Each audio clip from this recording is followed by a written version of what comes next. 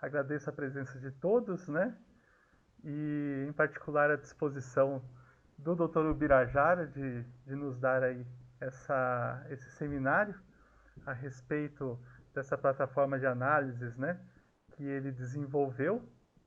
E acho que sem mais delongas, né? Eu vou passar aí a palavra ao Ubirajara, que fará a sua exposição. E ao final nós abrimos a questões. Não é, Ubirajara? Acho que podemos fazer assim, né? Sim, obrigado, Almir. Está jóia. Então, Eu vou falar manda aqui, brasa, então. Ubirajara. Vou desligar aqui meu Fala... microfone e câmera. Tá, joia.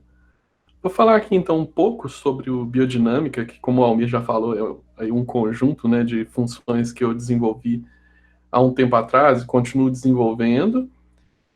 E eu vou apresentar um pouco aqui também do histórico por trás dele, de onde que veio, por que foi desenvolvido e tudo, e depois apresentar um pouco das funcionalidades que eu acho que é o que é de maior interesse de todo mundo aqui, que é de fato saber o que dá para fazer nele e como, né?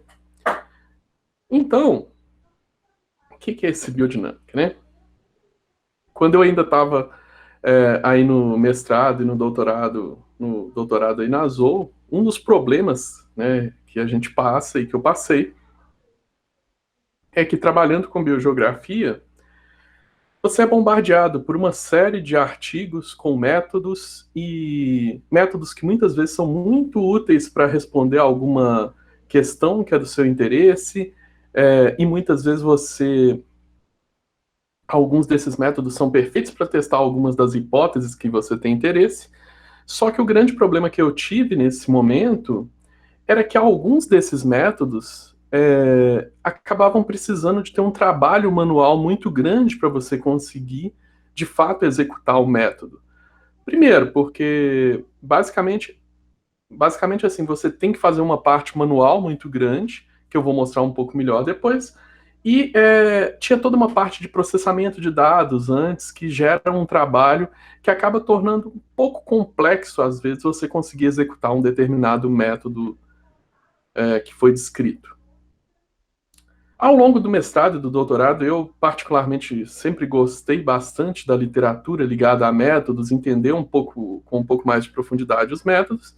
E aí, no meu mestrado e doutorado, e também biogeografia, é claro, e aí eu acabei focando bastante na biogeografia. Esses aqui são alguns dos artigos que eu fiz durante o mestrado e o doutorado, e dois deles aqui, particularmente esse, eles são focados justamente em métodos. Então, eu sempre gostei desse tema e sempre gostei de aprofundar nisso. Só que sempre, em todos esses casos, isso foi bastante desafiador. Por quê? Porque seja para fazer uma metodologia que já está descrita, seja para desenvolver uma nova, né? Eu precisava do Excel, às vezes, ou de outro Access, alguma base de dados para trabalhar com os bancos de dados. Aí eu mandava isso para o R para fazer alguma análise estatística, e isso ia para o ArcGIS para ir para o mapa, depois voltava para o R, e tinha que fazer todo esse caminho um monte de vezes. E fazer esse caminho um monte de vezes, né? Pega o banco de dados, coloca no formato adequado para rodar uma análise no R, depois joga no ArcGIS ou QGIS para poder espacializar isso. Então, isso se torna um trabalho muito repetitivo, cansativo e que toma um tempo muito grande do trabalho científico. E o maior problema disso é que, em alguns casos, você está querendo apenas, né, avançar na sua pesquisa e para outras perguntas. Então, por exemplo, quando eu fiz esses dois métodos aqui, ficou muito nisso. Eu tinha que ficar transitando entre diferentes plataformas para conseguir executar um método só. É, e aí, muitas vezes, a gente se depara ao longo da carreira acadêmica, como eu me deparei várias vezes, com. Eu acabei aprendendo R porque era uma linguagem muito útil para mim, e eu acho que é muito bom as pessoas aprenderem linguagens de programação. Só que é um desafio também você aprender uma linguagem de programação. Não é exatamente a coisa mais fácil, nem para todo mundo é tão fácil, porque às vezes a pessoa nunca teve um contato com isso. E aí, a primeira reação que eu vejo nas pessoas quando a gente fala de uma linguagem de programação como R é que muita gente tem pavor, né? Você falou, você viu no artigo que um método para você aplicar ele, você tem que passar pela linguagem de programação, aquilo já cria um bloqueio na pessoa. Enquanto, por outro lado, tem também o perfil de pessoas que acha que eu sei mexer no R, eu sei profundamente o R, acha que sabe tudo, quando na verdade está fazendo no R a mesma coisa que qualquer um faz no PAST, por exemplo, que é clicar em botões. A diferença é que ele está copiando e colando um conjunto de scripts lá, né? Então, basicamente a mesma coisa. Aí tem esse perfil de pessoas também que acaba achando que sabe muito e não sabe, na verdade, em profundidade, desse tipo de plataforma. Então, esse tipo de linguagem, como a linguagem R ou a linguagem Python, ela é muito, muito útil para você fazer uma série de análises e ter uma certa liberdade, né, para poder programar. No entanto, ela também tem esses lados negativos, de que, por um lado, você vai ter um perfil de um usuário que nunca vai querer usar isso, vai ter pavor, e que poderia fazer determinadas análises, mas simplesmente não está nem com tempo de aprender a linguagem, então acaba deixando para depois. E tem um outro perfil, que é o perfil que acha que sabe, mas na verdade não sabe também, e acaba cometendo alguns erros por causa disso. Então, quando eu estava no início do meu pós-doutorado, eu entrei num laboratório que é aqui do IGC, né, o Centro de Sensoriamento Remoto, na qual eles desenvolvem um software, tem uma equipe, né, de desenvolvimento que desenvolve o software Dinâmica Ego. Esse software ele é uma plataforma de modelagem ambiental e ele tem versões para Windows, Linux e Mac. É uma plataforma gratuita. Ela pode funcionar sim por linguagem de programação, mas a interface mais comum dela, e a que basicamente todo mundo usa, é a interface visual, na qual você faz essa programação de forma visual, constrói modelos e tem uma série de possibilidades, inclusive de interação com outros softwares, como o R e o Python. Então dá para você aproveitar o melhor de cada um dos mundos e, além disso, criar funções dentro dele. Foi dentro desse cenário, né, de criar essas funções aqui dentro, que num dado momento aí do meu doutorado eu vi que eu ia ter cada vez menos tempo para poder trabalhar até com certas coisas que estavam pendentes. Então, o que eu fiz foi começar a criar um monte de funções aqui dentro, que é uma das possibilidades do Dinâmica Ego, é você criar novas funções dentro dele. O Dinâmica Ego ele é assim uma plataforma muito com usos muito amplos. Você pode, ele originalmente foi desenvolvido para poder você modelar mudanças de uso do solo, mas, por exemplo, atualmente eu tenho desenvolvido nele modelos como esse aqui de espalhamento do fogo, na qual você consegue modelar comportamento do fogo numa superfície e fazer algumas previsões em relação a isso. O Dinâmica ele tem usos assim dos mais diversos. E é até interessante, né, porque já são mais de 280, na verdade agora eu acho que já são mais de 300 artigos publicados com o uso do Dinâmica no mundo inteiro. Só que acaba que eu acabei vendo isso muito, a gente na biologia acaba vivendo meio que numa bolha de um conjunto de plataformas, um conjunto de métodos de análise e tudo, que é muito o que a gente vê no dia a dia e a gente não vê que tem outras coisas, né, disponíveis, como, por exemplo, dinâmica.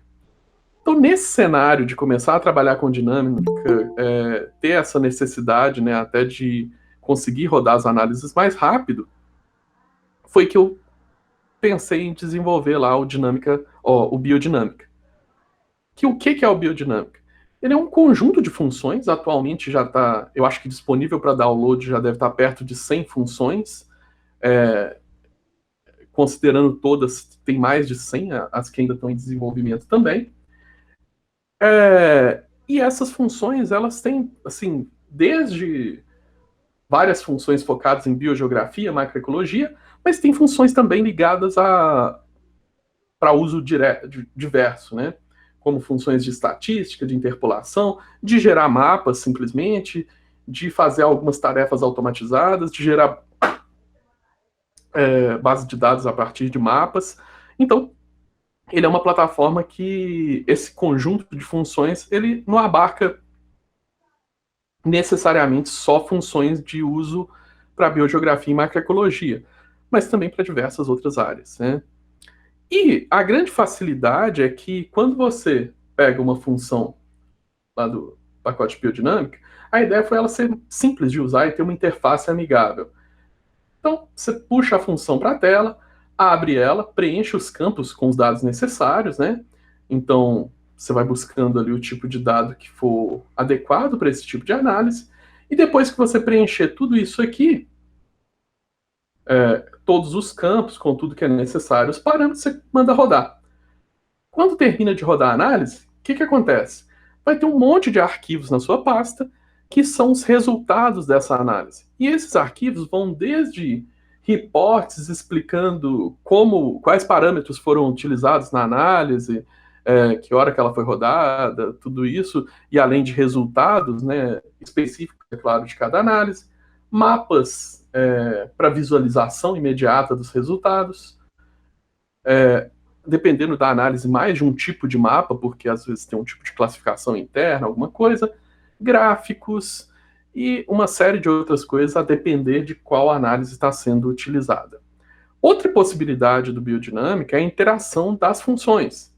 Então eu posso, por exemplo, pegar uma função como o modelo de distribuição de espécies, usar um determinado input para rodar o modelo de distribuição de espécies, criar uma tabela aqui com base nesses modelos, no resultado deles, e depois, por exemplo, fazer testes de padrões de diversidade filogenética, o que eu quiser com esse resultado.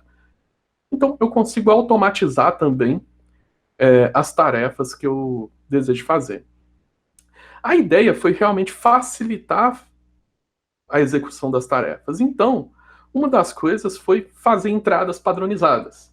Então, por exemplo, no Biodinâmica, a entrada de qualquer análise que diga respeito a espécies, principalmente análises, né, biogeográficas e macroecológicas, ela sempre é isso. Uma coluna, um CSV, né, um arquivo de texto, que pode ser feito no Excel, que é uma coluna com a espécie, uma com a longitude e uma com a latitude. No caso de análises de interpolação, a gente tem uma primeira coluna com a variável dependente e a longitude e latitude. E no caso de algumas poucas análises, como a de esforço amostral, só longitude e latitude, nada mais. Outro tipo de dado que pode entrar são árvores filogenéticas para algumas das análises, formato NeWIC padrão, e variáveis ambientais no formato GeoTIFF. Uma coisa também que muitas vezes é uma barreira, né, para as pessoas poderem fazer esse tipo de análise é a necessidade de algum conhecimento básico em SIG, por exemplo, para poder processar os rastros e camadas gerais, né? Dentro do Biodinâmica, a gente já tem funções que automatizam isso. Então, por exemplo, é muito comum, tanto em modelo de distribuição de espécies e outras análises, você ter que cortar todas as camadas para uma mesma máscara e colocar o mesmo tamanho de pixel. Já tem uma função no Biodinâmica que você coloca uma pasta lá que você tem os arquivos, uma máscara e ele automatiza isso tudo. Ele faz isso tudo de forma automatizada.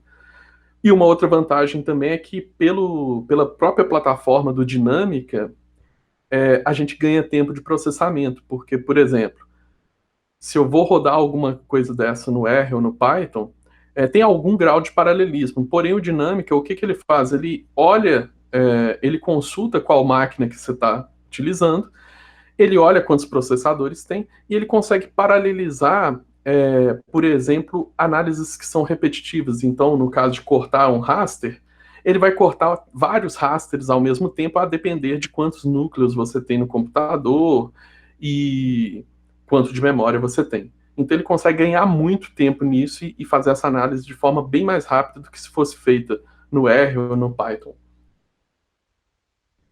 Outra padronização é porque muitas vezes quando você vai fazer uma análise biogeográfica que depende de dados filogenéticos, muitas vezes você precisa ter uma tabela, né, da ocorrência das espécies com as mesmas espécies que estão na árvore. Então você tem que tanto podar a árvore para as espécies que você está analisando, quanto podar, digamos assim, a sua tabela. O Biodinâmica faz isso como padrão. Então você coloca lá uma tabela com X espécies e o dado filogenético com Y espécies, ele vai cruzar esses dois e vai fazer a melhor, ele vai podar ambos para que eles sejam coerentes. As saídas também são padronizadas. Todas as análises biogeográficas vão ter saídas no formato de hexágono, como a forma mais simples de interpolação, né? Simplesmente utilizando essa unidade amostral, e outras saídas, outras 3 saídas como padrão, de tipos diferentes de interpolação geográfica, no caso, interpolação espacial. Mas também tem os tipos de interpolação baseado em preditores ambientais para todas as análises, né? Mapas também de saída são padronizados, alguns RGB, outros não, a depender também do tipo de análise, né? Os reportes, que são variáveis dependendo do tipo da análise, mas agora a gente tem padronizado um tipo de reporte fixo que marca, por exemplo, o horário que a análise foi feita, o horário que ela foi finalizada, quais os inputs, quais arquivos de input a pessoa colocou na análise, porque isso é muito importante para você resgatar depois, caso você rode várias análises, né? Para a hora de escrever, por exemplo, material e métodos, você saber exatamente qual foi seu arquivo de entrada e você saber como que as coisas de fato foram feitas, né? Então acaba que fica um registro ali. Eu implementei, por exemplo, aquele método novo que eu tinha citado, que eu desenvolvi no meu doutorado, está implementado lá. Algumas análises que não são tão novas, mas são pouco utilizadas, como o GDN, que é esse que eu estou mostrando agora, que é um método muito legal, na qual você faz a predição de beta-diversidade baseado em variáveis ambientais preditoras, e esse método ele vem sendo bem subutilizado. A gente tem uns poucos artigos utilizando esse método, muito por causa que ele tem apenas um pacote do R que permite você rodar esse método, e, para ser bem sincero, esse pacote não é exatamente tão fácil de usar, por causa que a ajuda não é tão fácil, e tem alguns probleminhas na hora que você vai usar que você tem que acabar descobrindo a solução lá.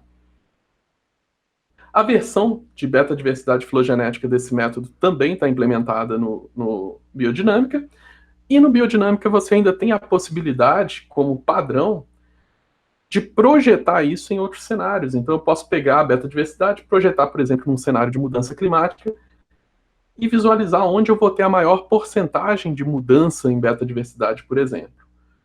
Outras análises que são talvez até mais raras de serem utilizadas, que poucos artigos utilizam, até pela própria dificuldade de rodar, por exemplo, o endemismo filogenético, que é um método de análise bem interessante, que pode responder questões muito relevantes na biogeografia e que agora também está disponível no Biodinâmica. Modelos de distribuição de espécies, passando uma ideia geral, né, que usam pontos de ocorrência, variáveis ambientais e uma série de algoritmos para fazer uma predição do quão adequado um local é para a espécie ocorrer e da própria distribuição da espécie. E esses modelos, no geral, tem algumas plataformas como o OpenModeler, Modeco e o próprio R, na qual você pode acessar vários algoritmos, porém, o que eu fiz aqui foi justamente conseguir reunir um grande número, acho que agora a gente já está com 17 algoritmos diferentes, e você pode rodar todos de uma vez só, usando inclusive o paralelismo da máquina, então roda bem rápido, bem mais rápido, né? E você pode colocar uma lista bem grande de espécies que ele vai rodar para todas, e algumas vantagens também. Eu incorporei aqui, por exemplo, alguns avanços metodológicos que já tinham sido reportados, né? Por exemplo, para algumas análises, para alguns desses algoritmos, a área de estudo é muito relevante. Então, você rodar para uma espécie, como a área de estudo da América do Sul, você vai ter um resultado. Se você rodar só para a Mata Atlântica, você tem outro. Então, isso atrapalha um pouco para você rodar em lote, rodar um número grande de espécies, porque tem a especificidade de cada uma. No caso do Biodinâmica, o que ele faz? Ele cria uma máscara independente para cada espécie, baseado na distribuição dela, e consegue rodar isso em lote. Então ele consegue fazer uma análise personalizada para as espécies, apesar de estar rodando em lote, às vezes 1.000 espécies ou mais, com vários algoritmos. E aí você tem também todos os valores das principais estatísticas de validação, ele sai por padrão isso, né? E sai uma série de reports também informando essas coisas. Tem funções para interpolar dados filogenéticos, que então permitem, por exemplo, você visualizar mapas assim, pegar uma árvore filogenética e visualizar ela no mapa por meio de interpolação também. Dá para gerar aqueles... É um tipo de análise que eu nem gosto muito, mas dá para ser feito, que é o mínimo polígono convexo, com base nos pontos da espécie. Então você dá um conjunto de pontos de uma lista de espécies, ele vai gerar os polígonos para você automaticamente. Dá para calcular a área em cima disso, a área em cima de modelos de distribuição também. Ele consegue calcular uma lista de áreas. Métodos de análise de ordenação, como o PCA, que muitas vezes são úteis até para você construir suas variáveis de entrada, para evitar correlação e sobreajuste dos modelos. Aqui também dá para fazer, dá para você pegar um conjunto de rasters e ele criar esse PCA espacial dos rasters, né? E uma vantagem que aqui no Biodinâmica a gente tem, que a gente pode criar o PCA para um outro cenário. Então você pode usar o modelo do PCA para projetar isso para um outro cenário e não ter o problema da multicolinearidade, né? Além disso, tem outras análises de ordenação, como a PCR, a PLSR e a CPPLS, que são análises que podem ser muito úteis para alguns tipos de modelagem, para algumas perguntas científicas relevantes. Dá para fazer correlação de mapas, o que é muito bom, inclusive, para exclusão de colinearidade nas variáveis preditoras. E além da saída da matriz em si, você tem uma saída gráfica, para você visualizar mais rápido, interpretar melhor e mais rápido qual a correlação, aqui no caso, altas e positivas em vermelho, e baixas e negativas em verde, e branco as que são correlações baixas mesmo, né? Outra forma também de fazer a análise de colinearidade de variáveis melhor do que correlação é o cluster de variáveis, que é uma análise infelizmente pouco utilizada, mas que foi utilizada nesse artigo aqui da Nature, que é uma análise muito interessante para você criar agrupamentos de variáveis e escolher qual variável é a melhor representante de cada grupo de variáveis. Então é uma análise bem útil, né? Para todas as análises biogeográficas, agora está implementado uma segunda versão de cada análise, por exemplo, riqueza de espécies, índice de endemismo, qualquer uma dessas, na qual o usuário pode, além de ter o resultado interpolado ou por hexágono, ele pode usar um modelo preditivo, um GLM, ou um Random Forest, ou um Support Vector Machine, para fazer a predição a partir de variáveis preditoras. Então, por exemplo, você pode usar variáveis ambientais para predizer a riqueza a partir de um conjunto de variáveis quaisquer, tá? Isso tudo de forma bem automática, que facilita bastante a vida. A gente tem uma série de métodos de classificação não supervisionada, isso aqui está bem naquela interface de uso biológico e não biológico, porque pode servir desde para classificar áreas em termos de composição de espécies, como aqui no exemplo, né, com K-means, Clara e Random Forest, ou você pode utilizar isso até para classificar imagens de satélite, por exemplo. Já tem implementado esse método aqui, que é bem interessante, para traçar as principais rotas de conexão entre populações, isso bem focado em estudos de genética de populações. Então isso também é possível ser executado, esse método no Biodinâmica, de forma bem simples. E esse método, ele é bastante interessante, mas quando ele foi proposto, ele é um método bem complicado mesmo de você conseguir executar, ele exige muitos passos e agora está bem automático e bem rápido de rodar. Na nova versão do Biodinâmica agora, ele tem um grupo de funções, né, voltadas para gerar figuras.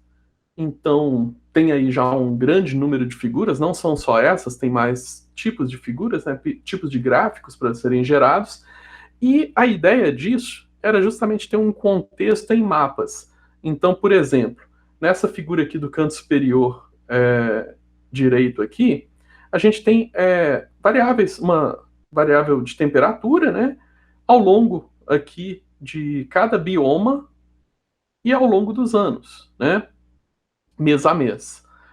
Para conseguir fazer isso aqui, basicamente você precisa usar duas funções. Uma função que você pega uma pasta com a série histórica desses dados, de raster mesmo, ele gera a tabela para isso e gera o gráfico. Então, a grande vantagem é você consegue pegar essas informações diretamente dos mapas. Então, por exemplo, isso aqui é o dado do OrdClean, eu peguei e joguei aqui, ele rodou e gerou esse mapa, tá? Além de clusters, alguns gráficos animados e algumas outras coisas também. Essa aqui eu acho, essa próxima função eu acho que particularmente interessa muitas pessoas aqui da zoologia, que é a de gerar mapas automaticamente, tá?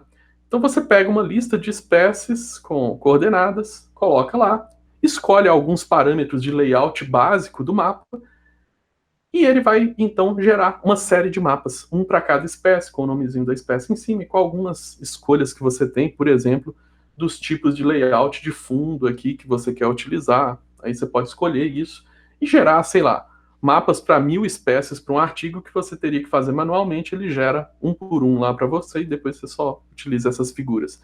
Ele gera por padrão todas as imagens em PNG de alta resolução e PDF, porque PDF sai no formato vetorial, que pode até permitir uma edição posterior no Adobe Illustrator, por exemplo.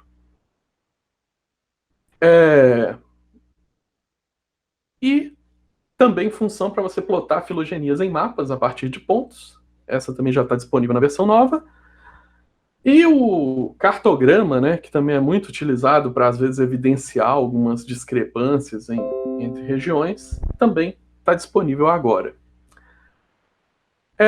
A nova versão agora do Biodinâmica, a gente está migrando aos poucos para deixar de ter um instalador, porque agora a gente faz o seguinte: você vem aqui na ferramenta Tools, no menu Tools, Submodel Store, que isso aqui, na verdade, é um conjunto de funções que é gerada por usuários e fica online, disponível para todo mundo baixar para diversas coisas, mas lá dentro tem a parte, né, do Biodinâmica. Você marca aqui o Biodinâmica e manda instalar. Então já está instalado na sua máquina. A primeira vez que rodar vai ser um pouco mais demorado, porque ele vai fazer o download de todos os pacotes necessários, primeira vez que você roda uma função, mas depois da primeira vez, ele roda isso bem mais rápido, tá? No dia...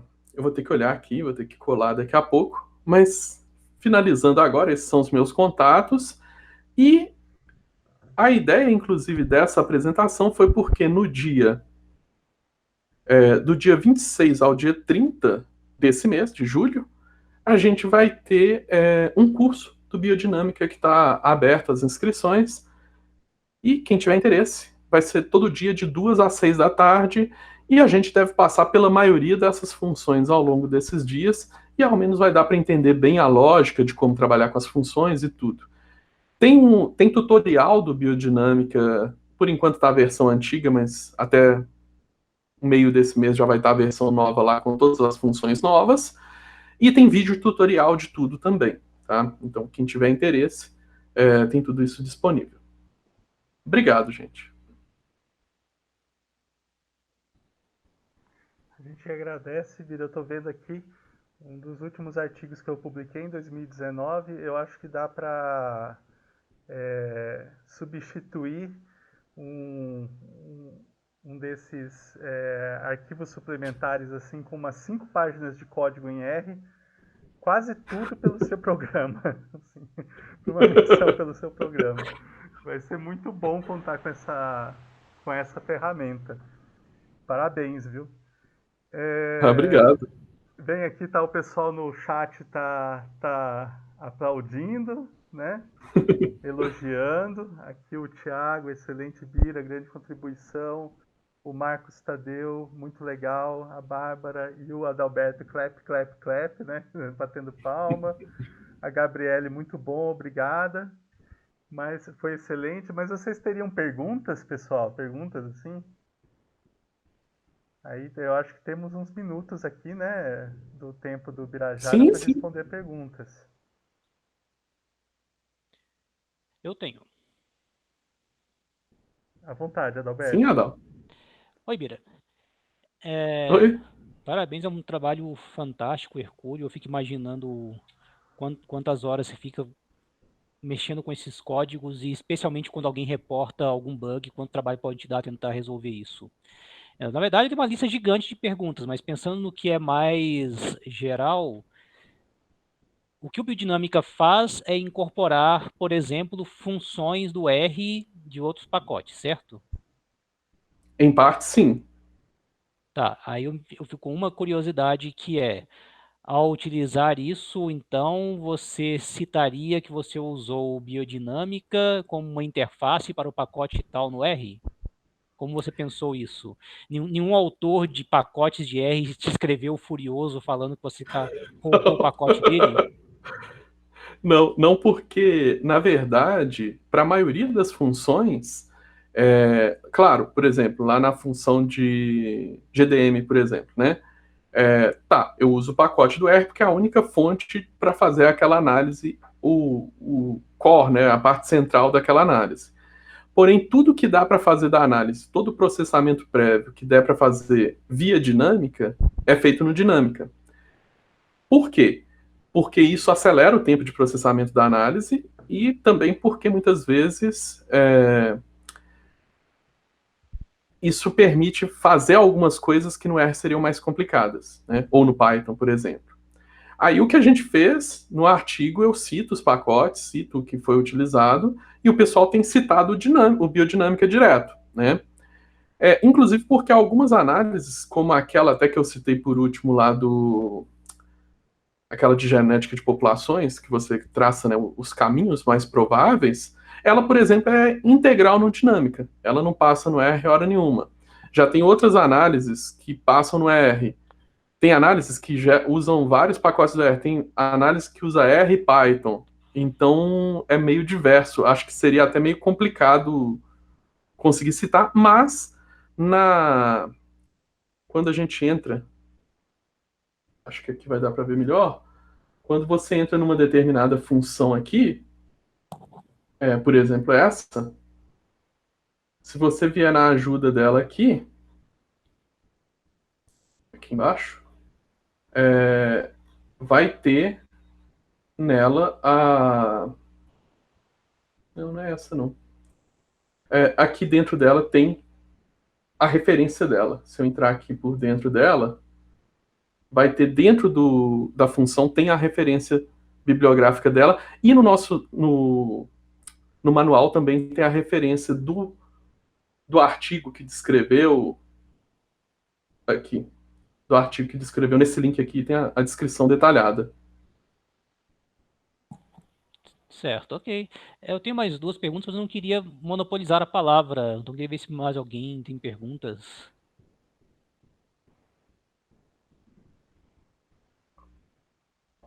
Senão eu falo. Pode falar então.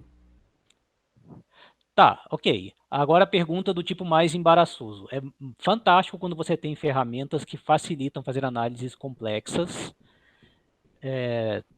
Certamente faz com que você possa gastar mais da sua energia em entender um método, entender seus dados, aperfeiçoar sua pergunta, coletar os seus dados, ao invés de ficar tentando longamente entender como é que eu faço o programa funcionar. Esse é o lado muito bom disso e não há como deixar de te aplaudir por essa iniciativa. Por outro lado, e aqui nós já tivemos conversas desse tipo antes, você pode adiantar falando como é que tá, como andam as estatísticas de uso do biodinâmica, se as pessoas estão usando, te escrevendo, coisas assim, mas também você teme que isso leve as pessoas a usar métodos de análise de forma irresponsável, no estilo a pessoa confundir eu sei usar biodinâmica com eu sei fazer GDM, eu sei o que o GDM faz, para que ele Sim. serve? Esse é de longe o maior problema que eu acho que foi, né, e continua sendo, criar o biodinâmica. Tenho tido, sim, muito reporte de pessoas que estão usando, pessoas. Lógico, no início, né, quando saiu o artigo e tudo, eu estava tendo muita gente falando e perguntando, e às vezes até com um bug ou outro, mas pessoas mais próximas do meu círculo, ou que eu já tinha conversado, ou alguém que eu conheço tinha indicado. Agora não. Agora eu já estou recebendo e-mail de pessoas que não tem ligação nenhuma. Tipo, tem gente usando. Tem um cara da Itália usando que está sempre reportando bugs e problemas e tal. E tem gente de todo lugar usando atualmente, o que me deixa feliz por um lado, mas esse segundo ponto que você falou é verdade, me deixa muito preocupado porque eu já vi o contrário também. Eu já vi muita gente usando e falando coisas que não tem nada a ver e que realmente a pessoa não sabe usar a análise. E esse é o maior problema, né, de tornar uma análise fácil de ser executada. Aconteceu com o lançamento do Estimates, né? Os métodos de estimativa de riqueza ficaram muito mais fáceis de implementar, todo mundo saiu fazendo aquilo sem entender exatamente por que estava fazendo. Eu já ouvi história, inclusive, de órgão de gestor ambiental exigindo para relatório de impacto que tenha estimativa de riqueza de espécies. E, bom, ninguém sabe exatamente para que aquilo serve e o que aquilo está fazendo. Então virou uma indústria de fazer grafiquinho colorido, bonitinho, que ninguém está entendendo para que serve. Mas tudo bem, o contrário também, quando o programa é difícil de usar, Sim, acontece o outro caso, que é você cria o mercado da pessoa que entende do programa, que faz análise para os outros e entra no artigo, né? Aí o autor sim. que coletou os dados continua não entendendo o que está acontecendo ali. Ele botou o cara que sabe rodar o programa no artigo dele. E nesse sentido que você está falando, assim, eu tenho visto muito também que isso acontece muito com R, por exemplo. Foi até o que eu mencionei lá no início. Tem muita gente que é usuário do R no sentido assim de pegar scripts prontos e mudar uma coisinha aqui, outra ali, mas esse usuário muitas vezes não entende nem a linguagem do R direito e pior ainda, na maioria das vezes não entende o método que ele está utilizando, né? Ele entende só o script que ele está fazendo ali e pronto. Então, assim, funciona como uma barreira, um software mais difícil, lógico, uma barreira de uso, mas eu não sei se ela exatamente é um filtro para quem está interessado em de fato entender o método ou não, Sim. né? Bom, mas é O que é fantástico, triste. sim. A minha outra pergunta era essa que o Eric colocou aí no chat. Acho que todo mundo quer saber como é que é essa história do curso, quando são as inscrições. Eu tenho uma sugestão Sim, nesse sentido, Birajara, que você coloque esses links aqui no chat, porque daí as pessoas podem copiar na forma de texto, tá. né? As pessoas Vou podem pegar eles copiar. aqui e já te mando agora. Só um Eu segundo. acho que isso que a Adalberto coloca é um problema generalizado. Eu acho que a gente vê isso também nas inferências filogenéticas, em todo tipo de inferência que exige um certo esforço para que você aprenda o método e a teoria, os modelos por detrás dos métodos, né? Que em Sim, nenhum, que mesmo que você dificulte ou facilite, né, a execução, a implementação dos métodos, nada permite que o pesquisador deixe de entender o que ele está fazendo, né? A gente sim. e é incrível porque às vezes a gente acha que sabe o que está fazendo e não sabe, né? Há poucos anos eu tive esse choque com datação, utilizando pontos de calibração paleontológica que tinha todo um universo de problemas que eu desconhecia que estava relacionado aos modelos de diversificação e eu passei a alertar os estudantes lá de sistemática molecular a respeito, né? Até pela ordem que as coisas foram sendo construídas historicamente nos métodos, às vezes até as pessoas que estão acompanhando essa evolução acabam ignorando, né, alguns aspectos importantes. Então é isso, é um pedaço de esforço, né, que todo pesquisador vai ter de ter e a gente não tem muito como escapar, né? Se a gente pode escapar É, de escrever 5 páginas de código no R para fazer o artigo, Eu acho que Tem até alguns sobra até alunos que mais estão tempo para aqui. aprender os métodos, né? Sobra até mais tempo para ler os Tem, papers. tem É alguns complicado. dos alunos aqui que estão fazendo a disciplina de biogeografia comigo. Eu estou tentando, é claro, não sei se estou conseguindo, de fato, passar isso, né? Tentar primeiro passar essa visão mais crítica dos métodos, da interpretação. Ah, obrigado. Mais profunda dos métodos, para que depois eles possam utilizar a ferramenta com mais tranquilidade e sabendo justamente, né, premissas, limites de cada análise. Inclusive, quem está na disciplina não precisa fazer inscrição no curso, não, que é o nosso terceiro módulo da disciplina, tá? Eu mandei aí no chat as duas coisas. O link do Twitter, porque aí nele tá falando alguns dados do curso, e o formulário logo abaixo, que é o formulário de inscrição, que é só você realmente preencher lá, acho que e-mail, nome, só isso, não tem nada demais, não.